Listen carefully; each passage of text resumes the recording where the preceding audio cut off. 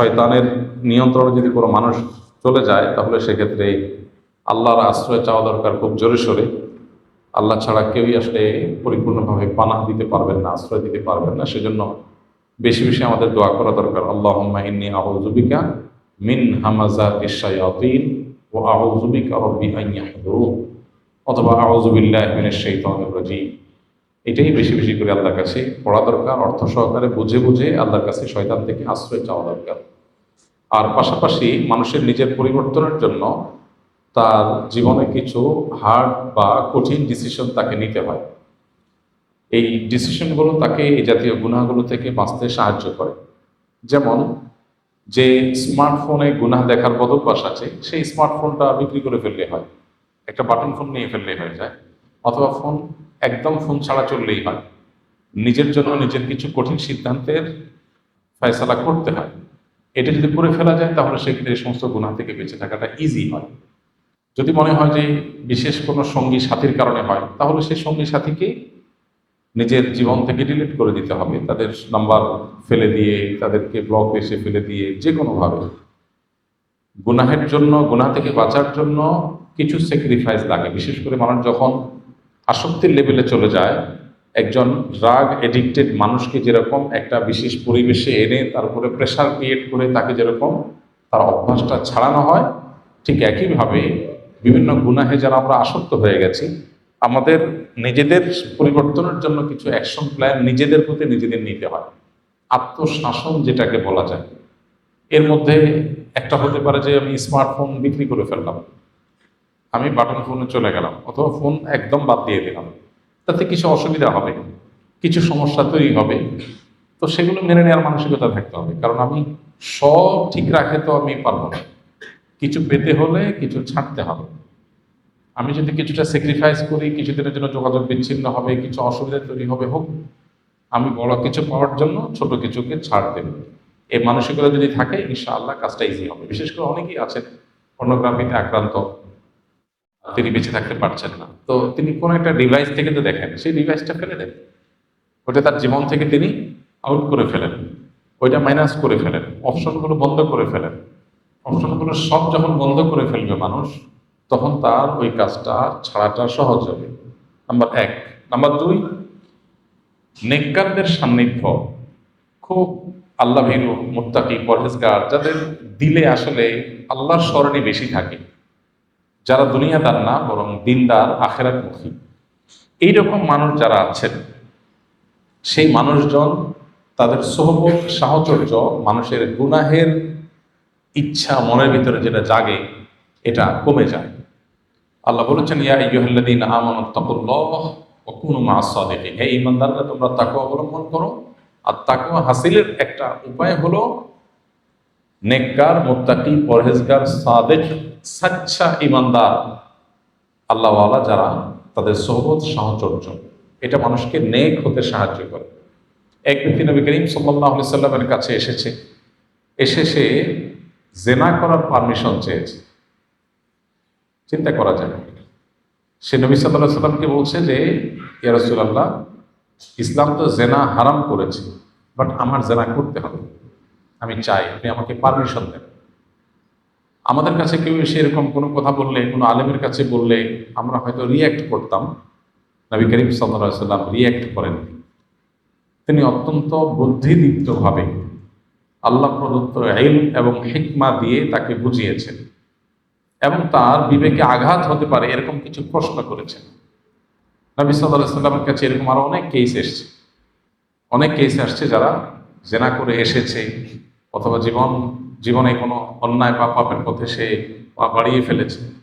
নবীজি প্রশ্ন রেখেছেন যে, তুমি যার সাথে জেনা করবে, তুমি কি চাও যে তোমার মায়ের সাথে কেউ জেনা করবে? বলে, না না ইয়া রাসূলুল্লাহ, প্রশ্নই ওঠে না, এটা আমি কোনোদিন সহ্য করবো না। তোমার বোনের সাথে কেউ জেনা করো, তুমি সহ্য করবে? বলে, না ইয়া রাসূলুল্লাহ, আমি সহ্য করবো না। তোমার স্ত্রীর সাথে? বলে, না।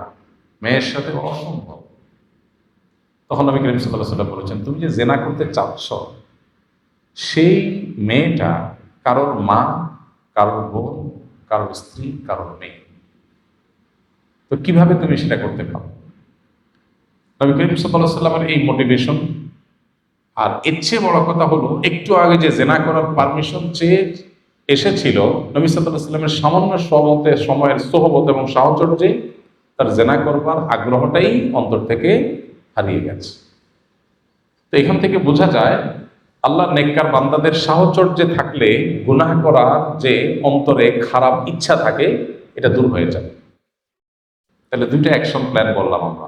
এক হলো গুনাহের রাস্তা বন্ধ করে ফেলা, মোবাইলটা বিক্রি করে ফেলা, ডিভাইসটা সরায় ফেলা, একাকী থাকার মতো পরিবেশ আছে সেটা দূর করে ফেলা, একাকী না থাকা, নানানভাবে গুনাহের রাস্তা বন্ধ করা। বিশেষ করে জেনা এবং এই জাতীয় গুনাহের ব্যাপারে আল্লাহ তাআলা নির্দেশনা হলো ওয়ালা তাকরাবুজ জিনা, জেনার কাছেও যেও না, কাছেও যেও না আল্লাহ বলেছেন। আল্লাহ এই আয়াতে বলেন নাই ওয়ালা তাজনু, অন্যান্য জায়গায় আসছে বিভিন্নভাবে কোরআন হাদিসে, বাট এখানে আল্লাহ বলেন নাই ওয়ালা তাজনু, আল্লাহ বলেছেন ওয়ালা তাকরাবুজ জিনা। আল্লাহ বলেন নাই জেনা করো না, আল্লাহ বলেছেন জেনার কাছেও যেও। অন্যান্য অপরাধের ব্যাপারে আল্লাহ এভাবে বলেন নাই। আল্লাহ বলেছেন লা তাকতুলু আনফুসাকুম, লা তাকতুলু আওলাদাকুম খাশিয়াতা ইমলাক, তোমাদের সন্তানদের তোমরা হত্যা করো না খাদ্যের ভয়ে, ভ্রূণ হত্যা করো না, গর্ভস্থ সন্তান হত্যা করো না। আল্লাহ তাআলা বিভিন্ন গুনাহের ব্যাপারে ডাইরেক্ট নিষেধ করেছেন। জিনার ব্যাপারে আল্লাহ এখানে এই আয়াতে বলেছেন জিনার কাছেও যেও না। কেন? কারণ আল্লাহ জানেন তিনি সৃষ্টিকর্তা, মানব প্রকৃতি তিনি জানেন, তার চেয়ে বেশি কে জানে? তিনি আমাদের সৃষ্টি করেছেন, আমাদের প্রকৃতির দুর্বলতা তিনি জানেন। এই জন্য তিনি বলেছেন জেনার কাছেও যেও না, কাছে গেলে তুমি আর রিটার্ন আসা কঠিন হয়ে যাবে। এই জন্য চোখ নিয়ন্ত্রণ করতে হয়, কারণ চোখ নিয়ন্ত্রণ না করতে পারলে অন্তর নিয়ন্ত্রণ করা যায় না, এরপরে নিজের ইজ্জত সম্ভ্রম সব চলে যায়। এই জন্য আগে থেকে শরীয়ত আমাদেরকে বাদ দেওয়া শিখিয়েছে। আর এই ভোগবাদী পৃথিবী বলবে কি সব ওপেন থাকবে, কিন্তু আবার কেউ কারোর উপরে চড়াও হওয়া যাবে না, সবাই নিজেকে কন্ট্রোল রাখতে হবে। সাংঘর্ষিক বিষয়। আপনি উন্মাদনা সৃষ্টি করবেন, আপনি নানাভাবে মানুষকে প্ররোচিত করবেন, আবার বলবেন না কোনো অনাচার্যের না হবে, যা হবে যেন মিউচুয়াল আন্ডারস্ট্যান্ডিং এর মাধ্যমে। আর সব জায়গায় মিউচুয়াল আন্ডারস্ট্যান্ডিং এর মাধ্যমে কি হবে? একজন কাউকে দেখে তার মনে ধরেছে, কিন্তু সে তাকে হাতের নাগালে পায় নাই, মিউচুয়াল আন্ডারস্ট্যান্ডিং হয় নাই, তো সে কি করবে? আপনি বলে নিজেকে কন্ট্রোল করবে। কন্ট্রোল কিভাবে করবে? আপনি তো উস্কে দিয়েছেন, উস্কে দেওয়ার পর বলতেছেন কন্ট্রোল করবে, সে কন্ট্রোল তো করবে না। সে যাকে দেখেছে তাকে না পেলে যাকে হাতের নাগালে পাবে তার উপরে চড়াবে। আজকে যে ব্যর্থ হয় গোটা সমাজে আমরা দেখতে পাচ্ছি, এটা আমাদেরই কর্মের ফল। আমরা যেরকম ডিজাইন করেছি তার কুফল আমরা ভোগ করছি। তো কেউ এ জাতীয় বদভ্যাসের গুনাহ থেকে বাঁচতে চাইলে, অনেক যুবক, অনেক তরুণ, আমাদের অনেক ভাইরা তারা বাঁচতে চায়। তো বাঁচতে চাওয়ার জন্য আমরা বলেছি প্রথমত গুনাহের পথটা একদম বন্ধ করে ফেলে। এর জন্য কিছু সৎ সাহস লাগে। রোগ যখন বড় হয় তখন অপারেশনে যেতে হয়, ট্যাবলেটে কাজ হয় না, ক্যাপসুলে কাজ হয় না। এই জন্য আপনার শুধু দোয়া দরুদ পড়ে গুনাহ থেকে বেঁচে যাবেন এরকম চিন্তা না করে, বরং দোয়া তো করবেনই, তার আগে আপনি একটু কঠিন অ্যাকশনে যান যে আমি গুনাহের রাস্তাটা একদম কাট করে ফেলব। যে বন্ধু আমাকে খারাপ পথে নেয় তার সাথে সম্পর্ক একদম ছিন্ন করে ফেলবো, দূরে কোথাও চলে যাবো, একদম সে আমার আর খুঁজেই পাবে না কিছুদিনের জন্য। এরপর দেখবেন আস্তে আস্তে সহজ হয়ে গেছে। আর দ্বিতীয় বলেছি, খুব নেককার আল্লাহ ভীরু মুত্তাকী মানুষদের সাহচর্য, তাদের সান্নিধ্য, তাদের মজলিস, এটা যত বেশি আপনি মেনটেন করতে পারবেন তত বেশি গুনাহ থেকে বের হয়ে আসা সম্ভব হবে। আর তৃতীয় হলো আল্লাহর কাছে চোখের পানি ফেলে দোয়া করা। আল্লাহ ছাড়া আসলে কেউই মানুষকে জাহান্নামমুখী কর্মকাণ্ড থেকে পরিপূর্ণভাবে রক্ষা করতে পারবেন না। এই জন্য আল্লাহর কাছে পানা চাওয়া এবং দোয়া করা, চোখের পানি ফেলে ফেলে আল্লাহ আপনি আমাকে হেফাজত করেন। অসুস্থ ব্যক্তিকে দেখতে যাওয়া সম্পর্কে কোরআন এবং হাদিসের নির্দেশনা কি? অসুস্থ ব্যক্তিকে দেখতে যাওয়া, তার সেবা এবং শুশ্রূষা করা, এটা খুবই ফজিলতপূর্ণ একটি আমল এবং সওয়াবের কাজ। মানুষের কষ্ট লাঘব করা, মানুষের কষ্টের সময় তার পাশে থাকা, তাকে সান্ত্বনা দেওয়া, তার খোঁজখবর নেওয়া, এর মধ্য দিয়ে আমরা আল্লাহ তাআলাকে সন্তুষ্ট করতে পারি সবচেয়ে বেশি। এজন্য অসুস্থ কোনো ব্যক্তি আমাদের পরিচিত হোক কিংবা অপরিচিত, আত্মীয়স্বজন হোক কিংবা অনাত্মীয় হোক, সুযোগ থাকলে তার পাশে দাঁড়ানো, তার সাথে দেখা করা, সাক্ষাৎ করা এবং তার কষ্ট লাঘবের জন্য উদ্যোগ গ্রহণ করা আমাদের কর্তব্য। এ সম্পর্কে সহিহ বুখারীতে বারা ইবনে আযিব রাদিয়াল্লাহু তাআলা থেকে একটি হাদিস বর্ণিত হয়েছে। তিনি বলেছেন, আমারানা রাসূলুল্লাহ সাল্লাল্লাহু আলাইহি ওয়াসাল্লাম আন সাব'ইন ওয়া নাহানা আন সাব'। আমাদেরকে নবী সাল্লাল্লাহু আলাইহি ওয়াসাল্লাম 7টি কাজের নির্দেশ করেছেন আর 7টি কাজের নিষেধ করেছেন।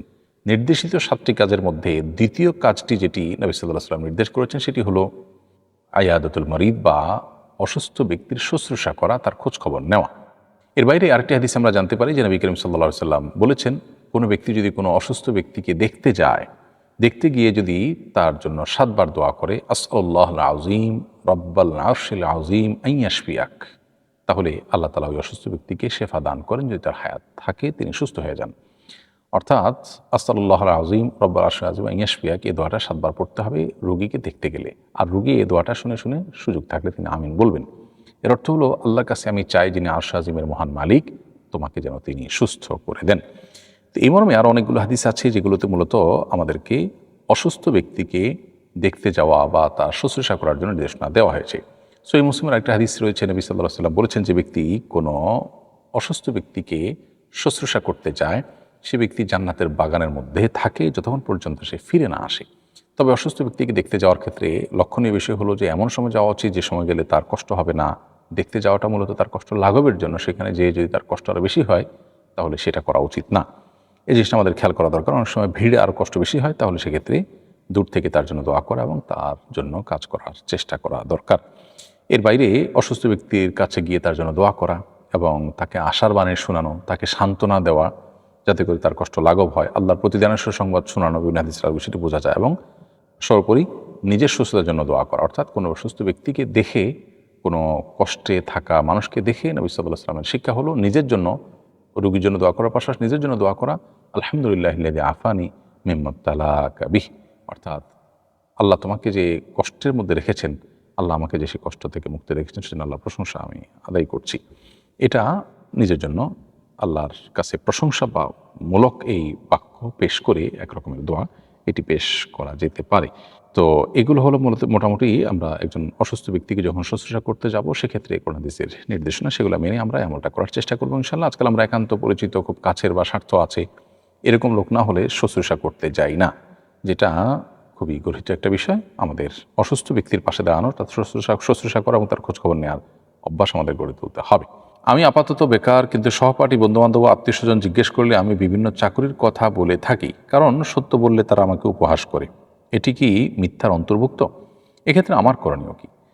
উত্তর হলো যে বেকার হয়েও নিজেকে চাকরিজীবী হিসাবে পরিচয় দেওয়াটা এটা মিথ্যার শামিল। মূলত সরাসরি মিথ্যার আশ্রয় না নিয়ে একটু ঘুরিয়ে যদি আপনি বলেন তাহলে সেটা জায়েজ হতে পারে, যে না, মানুষ কি বেকার থাকে নাকি, কাজ করছি তো, এই তো নিজের কিছু কাজ দেখাশোনা করছি। আপনি তো করছেন এরকম নিজস্ব কিছু না কিছু কাজ তো করেনি, তো এরকম একটু ঘুরিয়ে ফিরিয়ে যদি বলা যায় সেটা বলতে পারেন। কিন্তু ডাইরেক্ট আপনি যদি বলেন যে না, আমি একজন চাকরিজীবী, এই মুহূর্তে আমার একটা চাকরি আছে, অমুক কোম্পানিতে চাকরি করছি, অথচ আপনি তা করছেন না, তাহলে এটা মিথ্যা কথা। প্রয়োজনে মানুষের হাসাহাসিটাকে সহ্য করবেন, এর বিনিময়ে তো আল্লাহ তাআলা জান্নাত দান করবেন। তো এই জন্য চেষ্টা করতে হবে যথাসম্ভব সবর করার এবং মানুষের উপহাস এগুলোকে সবর করার, সহ্য করার। কোনো কারণেই উপহাস ইত্যাদির কারণে আপনি মিথ্যা বলতে পারেন না। আমাদের বাসার সামনে একটি মসজিদ আছে, মসজিদের অপর পাশেই বাজার। আমি সহজে বাজারে যাওয়ার জন্য মসজিদের ভেতর দিয়ে যাই। মসজিদের ভেতর দিয়ে নিয়মিত বাজারে গেলে গুনাহ হবে কিনা? এ বিষয়ে তবরানীতে আব্দুল্লাহ ইবনে ওমর রাদিয়াল্লাহু তাআলা আনহু থেকে একটি হাদিস বর্ণিত হয়েছে হাসান সূত্রে। সেই হাদিসে নবী সাল্লাল্লাহু আলাইহি ওয়াসাল্লাম পরিষ্কারভাবে মসজিদকে পথ হিসাবে, রাস্তা হিসাবে ব্যবহার করতে নিষেধ করেছেন। তিনি বলেছেন, লা তাত্তাখিযুল মাসজিদা তুরুকা ইল্লা লিযিকরিন আও সালাতিন, তোমরা মসজিদে জিকির আদায় করবে, জিকির করবে, সালাত আদায় করার জন্য মসজিদকে ব্যবহার করবে, কিন্তু সেটাকে রাস্তা হিসাবে ব্যবহার করবে না। অর্থাৎ মসজিদ দিয়ে শুধুমাত্র অতিক্রম করলে, এটাকে শুধু রাস্তা হিসেবে ব্যবহার করলে এটা করা উচিত না। তো এই জন্য বিকল্প রাস্তা থাকলে সেখান দিয়ে যাওয়া উচিত, একটু কষ্ট হলেও। যদি কোনো কারণে এটি না থাকে অথবা বিশেষ কোনো কারণে কখনো কালে ভদ্রে করতে হয়েছে, বাধ্য হয়ে, নিরুপায় হয়ে, তাহলে সেটা জায়েজ আছে। আর না হলে এটা করা মাকরুহ বা অনুচিত কাজ। আমার দাদি মারা গেছেন, প্রায় প্রতিদিন স্বপ্নে দেখি দাদির হাতে একটা সুন্দর গোল্ডের চুড়ি জ্বলজ্বল করছে আর একজন চোর তার দিকে এগিয়ে আসছে। এই স্বপ্ন কি দাদির আখিরাত জীবনের কোনো ক্ষতিকর দিক বোঝায়? আর আমাদের করণীয় কি? প্রিয় দর্শক, প্রথম কথা হলো যে স্বপ্নের ব্যাখ্যা সম্পর্কে আমি খুব বেশি জানি শুনি এরকম না, বরং এ বিষয়ে এক্সপার্ট আছে, আপনি তাদের শরণাপন্ন হলে ভালো হয়। আমি শুধু এটুকু বলবো যে কোনো স্বপ্ন দেখার পর যদি আপনার মনে হয় যে আপনার মৃত কোনো আত্মীয় স্বজন সম্পর্কে তাদের কষ্ট হচ্ছে বলে আপনার মনে হয়, তাহলে তাদের পক্ষ থেকে দান সাদাকা করবেন, দোয়া করবেন। এটা হলো আমাদের কর্তব্য। মৃত ব্যক্তির জন্য যা করণীয় সেগুলো আমরা করব। এর বাইরে আমাদের বিশেষ কোনো কর্তব্য নেই, এবং সেগুলো আমরা যদি করি, মৃত ব্যক্তির জন্য যা করা যেতে পারে, আশা করা যায় সেগুলো তাদের উপকারে আসবে ইনশাআল্লাহ তাআলা। সাদ্দাদ নামে একজন ব্যক্তি জান্নাত তৈরি করেছিলেন, এমন একটি ঘটনা প্রচলিত আছে। ছোটবেলায় দাদুর কাছে এই ঘটনা অনেকবার শুনেছি। কোরআন সুন্নাতে এরকম কোনো ঘটনার বর্ণনা আছে কিনা? সত্যিই কি সাদ্দাদ নামে কেউ জান্নাত তৈরি করেছিলেন? সাদ্দাদের বেহেশত বা সাদ্দাদের তৈরি করা জান্নাতের গল্প আমরা ছোটবেলাতে অনেকেই শুনেছি। এবং আমাদের দেশে মানুষের কাছে এটা বেশ প্রচলিত যে সাদ্দাদ নামে এক ব্যক্তি আজ থেকে শত শত হাজারো বছর আগে তিনি আল্লাহর যে জান্নাত সেটার অনুরূপ করে বা কল্পনা করে তিনি এরকম একটা জান্নাত তৈরি করেছেন দুনিয়াতে, বিশাল বড়, সেটা তিনি শেষ পর্যন্ত প্রবেশই করতে পারেননি, তার আগে তার মৃত্যু হয়ে গেছে, ইত্যাদি ইত্যাদি। এই পুরো ঘটনাটাই একান্ত মানুষের বানানো ঘটনা, বানোয়াট ঘটনা এবং কল্পকাহিনী। এটি কোরআন বা হাদিসের কোথাও মূলত বর্ণিত হয়নি। অতএব উপদেশ গ্রহণ করার ক্ষেত্রেও আমরা ভালো উদ্দেশ্যেও এই ঘটনার বর্ণনা করা আমাদের উচিত হবে না। আমাদের পূর্বপুরুষ যারা বর্ণনা করেছেন না জেনে না বুঝে কোরআন হাদিসের কথার মতো করে উল্লেখ করেছেন, আল্লাহ তাদেরকে মাফ করুন। আমাদের সতর্ক থাকতে হবে। নবী সাল্লাল্লাহু আলাইহি ওয়াসাল্লাম বলেছেন, মান কাযাবা আলাইয়া মুতাআম্মিদান ফালিয়াতাবাওয়া মাকআদাহু মিনান নার। যে ব্যক্তি আমার নামে মিথ্যা কোনো কথা বলবে সে যেন তার ঠিকানা জাহান্নামে জেনে রাখে। তো এই জন্য আমরা কোরআন হাদিসে যেটা বর্ণিত হয়নি সেটাকে কোরআন হাদিসের গল্প বা ঘটনা হিসাবে কখনোই বলা থেকে আমরা বিরত থাকতে হবে। এবং যে ঘটনা আদৌ ঘটেছে কিনা আমরা জানি না এবং কোরআন হাদিসে বর্ণিত হয়নি, জাস্ট কল্পকাহিনী আপাত দৃষ্টিতে, সেই ঘটনা বর্ণনা আমাদের করা অনুচিত হবে। সুদি টাকা দিয়ে গরিব মানুষকে বাড়ি কিংবা জমি কিনে দেওয়া যাবে কিনা? উত্তর হলো হ্যাঁ, গরিব মানুষকে সুদি টাকা দিয়ে জমি কিংবা বাড়ি কিনে তার মালিক বানিয়ে দিতে পারবেন। আমার বয়স এখন 26, আমি প্রায় 11 বছরের বেশি সময় ধরে হস্তমৈথুনের মতো খারাপ কাজে লিপ্ত। আমার 4 মাস হলো এই কাজ থেকে নিজেকে বিরত রেখেছি। আর সুন্নাতে কোর্স করছি, আলহামদুলিল্লাহ 5 ওয়াক্ত সালাত আদায় করছি, কোরআন তেলাওয়াতও শিখছি। আমি জানতে চাই কিভাবে আল্লাহ তাআলার কাছে ক্ষমা চাইলে আল্লাহ মাফ করবেন। আর এই 26 বছরের জীবনে অনেক নামাজ রোজা আদায় করিনি, আরও অনেক খারাপ কাজ করেছি, এগুলোর কি আল্লাহ আমাকে মাফ করবেন? আল্লাহ রাব্বুল আলামিন সবচেয়ে বেশি ভালোবাসেন বান্দার তওবাকে। ইন্নাল্লাহা ইউহিব্বুত তাওয়াবিন ওয়া ইউহিব্বুল মুতাতাহহিরিন। আল্লাহ তাআলা তওবাকারীদেরকে অনেক বেশি পছন্দ করেন। এই জন্য গুনাহ করার পর যদি কেউ ফিরে আসে এবং আল্লাহর ভয়ে আল্লাহর সামনে দাঁড়াবার লাজে লজ্জিত হয়ে যদি কেউ ফিরে আসে, আল্লাহ তাআলা তাকে ক্ষমা করেন। শুধু তা নয়, তার কোনো কোনো ক্ষেত্রে আল্লাহ তাআলার গুনাহকে সওয়াবে পরিণত করে দেন। তো এই জন্য আল্লাহর কাছে পরিপূর্ণ আস্থা থাকতে হবে। শয়তান আমাদেরকে নিরাশ করে দেয়, না এত গুনাহ করেছে। বিশেষ করে হস্তমৈথুনের এই অপরাধের একটা ভয়াবহ দিক হলো, এটা করতে করতে করতে একটা সময় তরুণদের, মানুষের মনে আল্লাহর প্রতি আপনার অবিশ্বাস কিংবা অনাস্থা এবং আল্লাহর ক্ষমাশীলতার প্রতি বিশ্বাসের দুর্বলতা, এগুলো তৈরি হয়। ফলে কি হয়? সে নিরাশ হয়ে যায়। নিরাশ হওয়ার পর অনেকে নাস্তিকের পথে পর্যন্ত পা বাড়ায়। এই জন্য শয়তান সেক্সুয়াল অপরাধ মানুষকে বেশি করাবার চেষ্টা করে, কারণ সে জানে এটা করতে করতে করতে একটা সময় সে বিতৃষ্ণ হয়ে যাবে, যে আল্লাহ নিষেধ করছেন দেখি তো আমি পারতেছি না, আমার জন্য ঝামেলা হচ্ছে। বিবেকে তাকে করাঘাত করবে যে তুমি হারাম কাজ করছো, আল্লাহ নিষেধ করেছেন সেরকম কাজ করছো। আবার অপরদিকে তার জৈবিক তাড়না সে কাজ করবে, একবার করবে, আবার তার বিবেকে করাঘাত করবে। বিবেকের সাথে তার এই কষাঘাত হতে হতে একটা পর্যায়ে নৈরাশ্য চলে আসে, বিরক্তি চলে আসে এবং সে বেঈমানির দিকে পর্যন্ত পা বাড়ায়। খুব ভয়াবহ একটা ব্যাপার। এই জন্য হস্তমৈথুন বা এই জাতীয় গুনাহ থেকে বেঁচে থাকার জন্য সর্বোচ্চ চেষ্টা করতে হবে, কারণ এটা শুধু গুনাহ না, এটা ঈমান হারা হওয়ার একটা রুট অনেক সময় হয়। এখন যিনি প্রশ্ন করেছেন, আমাদের স্কিলের ছাত্র, 26 বছর বয়সে, আমি তাকে বলবো যে যেহেতু আপনি এটা ছেড়ে চলে আসছেন, এখন দৃঢ় বিশ্বাস রাখতে হবে আল্লাহ তাআলা আমাকে ক্ষমা করে দিয়েছেন, নাহলে আল্লাহ আমাকে তৌফিক দিয়েছেন কেন? আল্লাহ যে ছেড়ে আসার তৌফিক দিয়েছেন এটাই প্রমাণ করে যে আল্লাহ মাফ করতে চান, আল্লাহ ভালোবাসেন আমাকে, সেজন্য আল্লাহ আমাকে ফেরত আসার সুযোগ দিয়েছেন। কত মানুষ ফেরত আসতে চায়, আসতে পারে না, বাট আমাকে আল্লাহ আসার তৌফিক দিয়েছেন, আল্লাহ আমাকে ভালোবাসেন। সো আল্লাহর ওয়াদার প্রতি সুধারণা থাকতে হবে। অতি ভয় এটা শয়তান সৃষ্টি করে। আল্লাহর ভয় ভালো, কিন্তু অতি আল্লাহর ভয় ভালো না। অতি আল্লাহর ভয়টা সৃষ্টি করে কিসে? শয়তানে। কারণ শয়তান অতি ভয় সৃষ্টি করলে মানুষকে নিরাশ করে দিবে, আশা ছেড়ে দিবে আল্লাহর রহমতের। তখন সে চিন্তা করবে, যা আমার তো আর মাফ হবেই না, তাইলে আমার লাভ কি এসব করে, আমি যা খুশি তা করি। তো এই জন্য আল্লাহর কাছে ফেরত আসার পর আল্লাহ মাফ করবেন, সেই সুধারণা রাখতে হবে।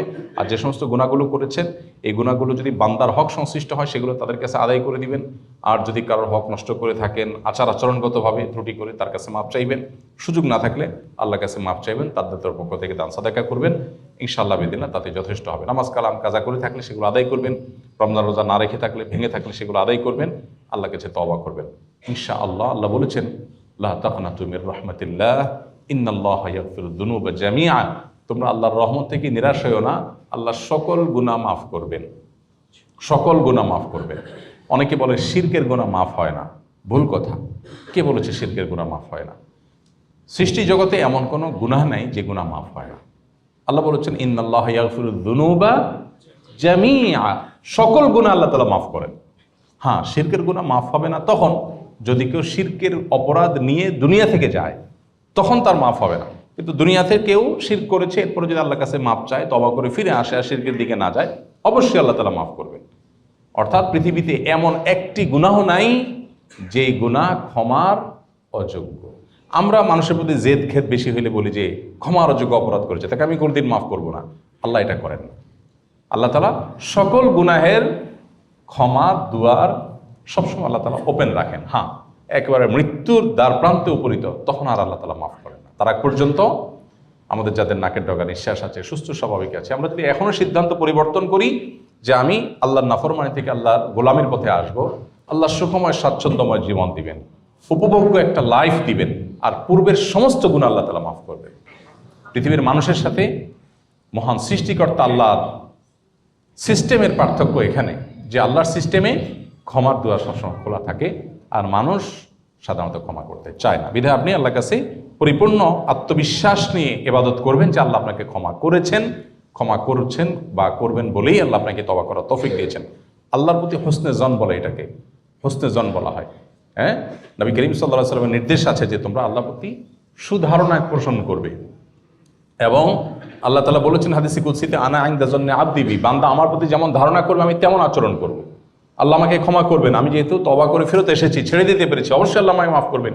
এই পজিটিভ ধারণা আল্লাহর প্রতি রাখলে আল্লাহ সেইটাই আপনার সাথে আচরণ করবেন। মুসলমান হয়েও কি কেউ অন্য ধর্ম নিয়ে গবেষণা করতে পারে? মুসলমান হওয়ার পর যদি অন্য কোনো ধর্ম নিয়ে কেউ গবেষণা করতে চায়, সেটা করতে পারে, নির্ভর করে তার উদ্দেশ্য কি এবং সেটার জন্য সে উপযুক্ত ব্যক্তি কিনা। কারণ কেউ যদি সাপ ধরে, বিষাক্ত সাপ ধরে তার বিষ দিয়ে মেডিসিন তৈরি করতে চায় বা কোনো উপকারী কিছু করতে চায়, তাহলে তো এ বিষয়ে তাকে এক্সপার্ট হতে হবে, না হলে সে ভালো কিছু করার উদ্দেশ্যে করতে গেলেও উল্টা বরং বলে সে নিজেই শেষ হয়ে যাবে। ঠিক একইভাবে একটা ছোট বাচ্চা যদি ছুরি দিয়ে কিছু কাটতে চায়, তো ছুরি দিয়ে কিছু কাটার আগে তার হাতে কেটে ফেলতে পারে। এই জন্য একজন মুসলমান অন্য ধর্ম সম্পর্কে পড়াশোনা করবেন, গবেষণা করবেন, কম্পারেটিভ রিলিজনের উপরে পড়াশোনা করবেন। এটার উপরে প্রথম শর্ত হলো তার নিয়তটা কি। তার নিয়ত যদি হয় ইসলামের শ্রেষ্ঠত্ব এটাকে প্রমাণ করা, দাওয়ার জন্য সেটা করে, তাহলে ঠিক আছে। আবার আরেকটা শর্ত হলো যে তার মধ্যে যদি সেই ক্যাপাসিটি থাকে যে তার দ্বীন, ঈমান, আকীদা এগুলো অত্যন্ত শক্তিশালী ফাউন্ডেশনের উপরে ভিত গড়ে উঠেছে, এখন তার আর বিপদগামিতার শঙ্কা নেই, সে সেফ, এতটুকু ক্যাপাসিটি আছে, তাহলে সে অবশ্যই পড়তে পারে। কিন্তু সেটা ছাড়া যদি কেউ করতে যায়, তাহলে সে উল্টা বরং ওই সাপের ছোবলে নিজেই বরং মারা যেতে পারে বা নিজের ঈমান আমল শেষ হয়ে যেতে পারে। এই জন্য সবার জন্য এটা জায়েজ নয়। এবং এত উদার হওয়ার সুযোগ ইসলামে রাখা হয়নি, যত উদার হলে আপনি যা খুশি তা করবেন। আসলে পৃথিবীতে যা খুশি তা করার মতো স্বাধীনতা কারোরই নেই। এটা মিথ্যা কথা যে অমুক ইজমে, অমুক মতবাদে মানুষের এই স্বাধীনতা দেওয়া আছে, ওই স্বাধীনতা দেওয়া আছে বা পূর্ণ স্বাধীনতা দেওয়া আছে। পরিপূর্ণ বা শতভাগ স্বাধীন বলতে কিছু নেই। প্রত্যেকটা মানুষ নিয়ন্ত্রিত, কোনো দেশের সংবিধান দ্বারা নিয়ন্ত্রিত, বিচার বিভাগ দ্বারা নিয়ন্ত্রিত, আইন দ্বারা নিয়ন্ত্রিত, কেউ আল্লাহ তাআলার আদেশ নিষেধ দ্বারা নিয়ন্ত্রিত। সবাই নিয়ন্ত্রিত, নিয়ন্ত্রণের বাইরে পৃথিবীতে কোনো মানুষ নেই। মানুষ যা খুশি তা করবে এরকম কোনো সিস্টেম পৃথিবীর কোনো সমাজে কোনো মানুষের জন্যই নেই। এখন কেউ নিয়ন্ত্রিত মানুষের প্রচলিত আইন সংবিধান দ্বারা, আর কেউ নিয়ন্ত্রিত আল্লাহ রাব্বুল আলামিনের আদেশ নিষেধ দ্বারা। পার্থক্য এতটুকু, সবাই গোলাম, কেউ আল্লাহর গোলামের গোলাম, কেউ সৃষ্টিকর্তার গোলাম আর কেউ সৃষ্টিকর্তার গোলামদের গোলাম। পার্থক্য এটা, কে কোনটা চুজ করবে তার ব্যাপার। তো এই জন্য আমাদের অতি উদারতার সুযোগ নেই, বরং আমার দ্বীন ঈমান যদি মজবুত হয়ে যায়, তারপর আমি অন্য বিষয়ে জানতে পারি, অন্যদের ধর্ম সম্পর্কে জানতে পারি, এবং সেটার ফলে আমার ঈমান আরও মজবুত হবে, আমি মানুষকে দাওয়ার কাজে সেটা ব্যবহার করতে পারবো, সেই জন্য ঠিক আছে।